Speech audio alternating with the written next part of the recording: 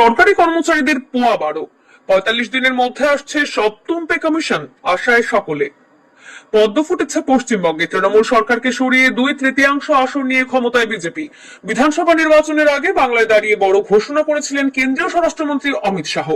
শাহের প্রতিশ্রুতি ছিল ক্ষমতায় এলে 45 দিনের মধ্যে সপ্তম বেতন কমিশন।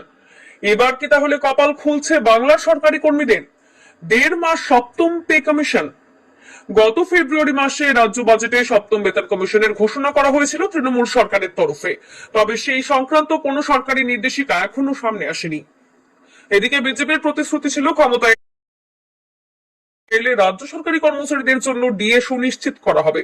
সরকার গঠনের 45 দিনের মধ্যে হবে সপ্তম পে কমিশন লাগু এবং 6 মাসের মধ্যে অষ্টম বেতন কমিশন। শাহ বলেছেন, সারা দেশে সরকারি কর্মীরা সপ্তম বেতন কমিশন পাচ্ছেন, কিন্তু পশ্চিমবঙ্গে এখনো ষষ্ঠ কমিশন চলছে।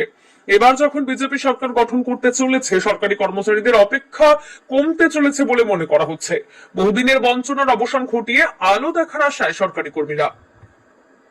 এর আগে শাহের নয়া পে কমিশনের ঘোষণাকে স্বাগত জানিয়ে বিজেপি প্রভাবিত সংগঠন সরকারি কর্মচারী পরিষদের জেলা সম্পাদক দেবাশিস সরকার বলেছিলেন, যদি সদিচ্ছা থাকে তবে 45 দিনের মধ্যে সপ্তম পে কমিশন লাগু করা সম্ভব, আর যদি না থাকে তাহলে 450 দিনেও তা হবে না। এবার সত্যি রাজ্য সরকারি কর্মীদের কপাল খোলে কিনা সেটাই এখন দেখার। ভোটে জয়ের পর সকালে চমক, বড় ঘোষণা শুভেন্দুর। বললেন, বিধানসভা ভোটে বড় জয়ের পর পশ্চিমবঙ্গে নতুন সরকার গড়ার পথে বিজেপি। এখনো মুখ্যমন্ত্রীর নাম ঘোষণা করা হয়নি, তবে সরকার কিভাবে চলবে তার একটা পরিষ্কার ছবি সামনে আনলেন শুভেন্দু অধিকারী। ফল প্রকাশের পরে সকালেই তিনি জানালেন, উন্নয়ন আর মানুষের সেবা, এই দুই বিষয়ে জোর দেবে নতুন সরকার। ভোটের ফল ঘোষণা পর এখন সবার প্রথম প্রশ্ন হবে, কে মুখ্যমন্ত্রী। বিজেপি এখনো সেই নাম ঘোষণা করেনি, তবে প্রচারের সময় থেকেই দলের শীর্ষ নেতৃত্ব জানিয়ে দিয়েছিল বাংলারই একজন বাঙালি মুখকে এই দায়িত্ব দেওয়া হবে। অমিত শাহ বলেছিলেন, যিনি বাংলায় জন্মেছেন এবং বাংলা মাধ্যমে পড়াশোনা করেছেন তাকেই মুখ্যমন্ত্রী করা হবে। এই পরিস্থিতিতে শুভেন্দু অধিকারীর নাম স্বাভাবিকভাবেই আলোচনায় উঠে আসছে।